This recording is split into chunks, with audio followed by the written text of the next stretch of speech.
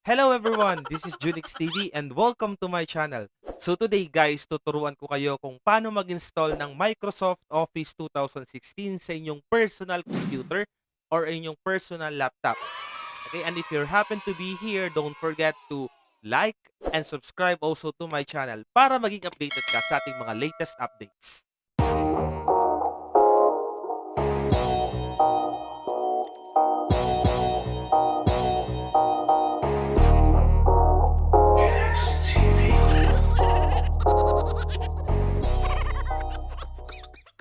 Okay guys, so this time again, tuturuan ko kayo kung paano mag-install ng inyong Microsoft Office 2016 sa inyong personal computer or sa inyong laptop. Okay, so the first thing that we're going to do, make sure na naka-open yung browser nyo, either a Google Chrome, either a Mozilla Firefox, or a Microsoft Edge. So make sure again na naka-open to, and then make sure to click in the description below ng link, ng downloadable link ng ating Microsoft Office 2016. You may either paste it here, copy paste it here, or you may just click it immediately. And then after clicking it or copying and pasting it, you will be directed to this web page, to this page. Okay? Tapos makikita nyo dito is yung Microsoft Office Pro Plus 2016 that is downloadable, which is 2.21 gig. Okay, so download nyo lang to. It will take too long, but still be patient in downloading because even though it will take too long, this is necessary in our installation. Okay, so the next thing that we're going to do now, because for me, I have downloaded it already. The next thing that we're going to do, we need to disable our security system in our computer. If you have an antivirus in your computer, make sure to turn it off first. If you have, say for example, if you don't, an ESET, if you have an Avast, make sure to disable it first. Like me, I am only using the Windows Defender or the Windows Security. Make sure to turn it off. Turn it off for now. Mga 15 minutes lang siguro. And we'll be turning it back later. So for me, let's check if naka-disable na ba yung security ko sa aking computer. Okay, so kung nakikita nyo dito, as you can see, I have already disabled my security system in my computer. Okay, naka-disable na po ito lahat. Okay, so naka-turn off na, naka-turn off, and naka-turn off. Okay, I'm already good. So we're going to close this and close this one, and also let's close this one. Okay, we don't use it anymore. Okay, so the next thing that we're going to do now is we need to extract this WinRAR. So either we click extract files or we click extract here, depends on you. So I'm going to click extract here. Okay, now this will take too long again, siguro mga 3 minutes or 5 minutes siguro ang pag-extract nito kasi 2 gig to, kaya mas matagal. Okay, and to remind you again, sa mga nanonood, make sure to don't forget to like this video if you find this amazing, if you find this informative, please do like this video, and please comment down below if you think this video is helpful. Okay, and also please subscribe and sapakin nyo na rin ang notification bell para maging updated kayo every time I publish my latest video. Okay, huwag mong kalimutan. So this time, let's just wait for the extraction or the extracting to finish.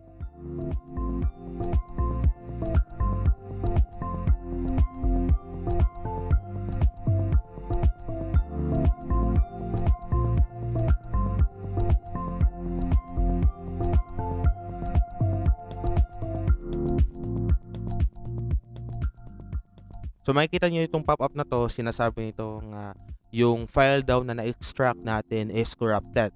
Okay, but then it's no. So what we're going to do is we just have to click the highlighted one, yung close, i-click lang natin ito. Okay, and after that, let's proceed to our installation. Okay? Okay, don't worry, it will not affect any of your computer, hindi pa ito maapektuhan. So we just proceed to our installation. Okay, click natin, open natin yung Microsoft Office Pro na folder, and either you click the setup for the installation or you go to the Office folder and click either the setup 32 or the setup 64. Again, make sure that you know what operating system is your computer. It's either 32-bit or a 64-bit. Okay, it's either a 32-bit operating system or 64-bit operating system. To know your computer's operating system, you just go here in this PC and right click and click properties, and then a pop-up will appear. Okay, here's the pop-up. Now you can find it here in the system type. You can see it there, 64-bit operating system.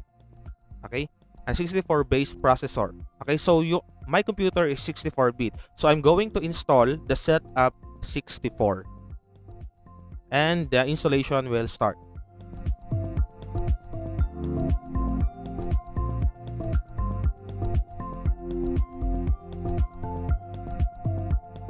And again, to remind everyone, this will take too long. Yan, it will really take very long for the installation, because this is a 2 gig installation, and this will really take very long because you will be installing a lot of things here. And with that, pwede mong i-install to at gumawa ka ng mga bagay-bagay na pwede mong gawin. Pwede ka magsaing or whatever. Pwede ka munang kumain, whatever. Maglaro ng Mobile Legends if you want. Okay. And I think this will be finished in a few minutes. Mga 5 minutes, ganun. Okay. And for this, para hindi matagalan yung ating video, I will take this in a fast forward mode. And by the way, to remind you again, if you find this video helpful and informative, don't forget to leave a like and comment, and also make sure to subscribe to my channel and hit also the notification bell so that you will be notified every time I publish my latest video. Okay, let's start the fast forward.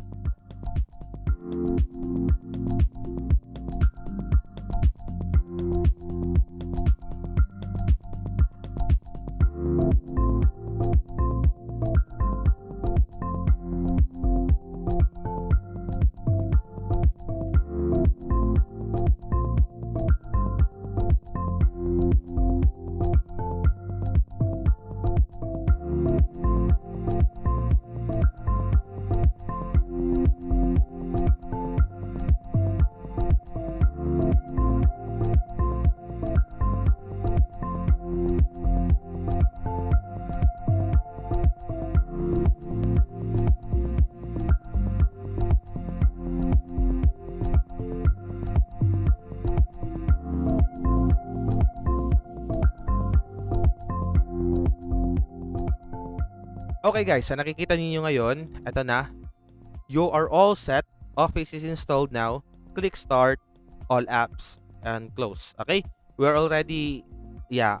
already installed our Microsoft Office 2016. And to remind you again, this video is intended only for the installation of the Microsoft Office 2016. Okay, what we installed right now is needed to be activated. Okay, we need to activate it yet. Okay, para magamit natin ng lubusan. Para malaman natin kung nandito na ba, na-install na ba yung ating Microsoft Office. I-click natin dito sa may start, and let's search for Word or the Microsoft Word. Yeah, Word 2016. Okay, here, let's click it here. Click it now.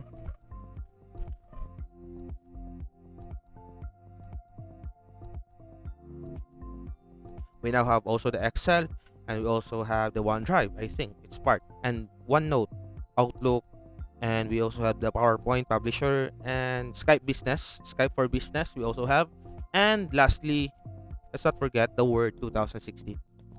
Okay, and so pwede natin itong i-right click and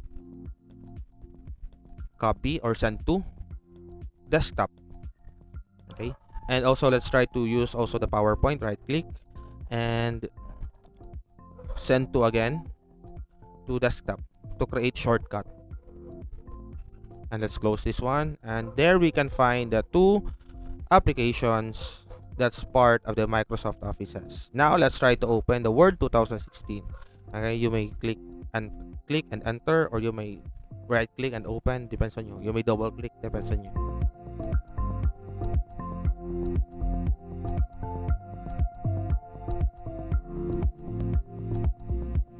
Okay, guys, let's just wait. Ito na.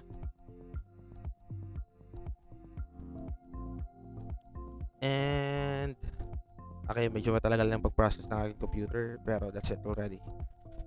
At least it's there and we have installed it already. Okay, here, merong sinasabi na okay, please wait while loading while load sign in. Okay, sabi dito, to activate Office, enter email address that's associated with your Office subscription. However, hindi ako nag-subscribe ng Office. Okay, so hindi ko to gagamitin. I may input later my email address for the Microsoft Office, pero hindi ko to gagamitin. I just have to close this one. And okay, again, another pop-out again. Let's patapusin lang muna natin. Okay, and let's click this blank document. Pwede kang humanap dito, pero let's just click the blank document for the sample. Okay. Now, as you can see, kung nakikita nyo, merong pop-out again na nag-appear. Pop-up again na nag-appear. So, ang sabi dito, Microsoft Office Activation Wizard. Okay. Sinasabi dito nga, this copy of Microsoft is not activated. Again, as I've told you, this is only the installation part, and I'm not yet done with the activation part. Okay, so you just have to close this one. And first thing first, again, accept. And kung nakikita nyo sa taas, document 1, Word product activation failed. For what reason? Again, hindi pa naka-activate yung ating Microsoft. Okay? Pero, to tell you, merong mga Microsoft Offices na kahit failed na kahit na expired na yung kanilang Microsoft Offices, they can still use it. Okay? However, meron lang mga features, specific features lang na kailangan i-present. Kailangan meron sa activation. Kaya needed ang activation. Okay? At medyo irritating din na palaging merong pop-up na nag-a-appear. Okay? That's why it's very important for us also to have the activation, not only the installation. Okay? And I think that's all for my video. And again, don't forget, if you find this video helpful and informative, make sure to hit the like button and subscribe to my channel, and pakisapak na rin sa notification bell para maging notified ka every time I publish my latest video. Okay? That's all, guys, and I hope you learned something for today. And again, di pa tayo tapos. We still have the activation part. Okay? Thank you guys for watching, and God bless.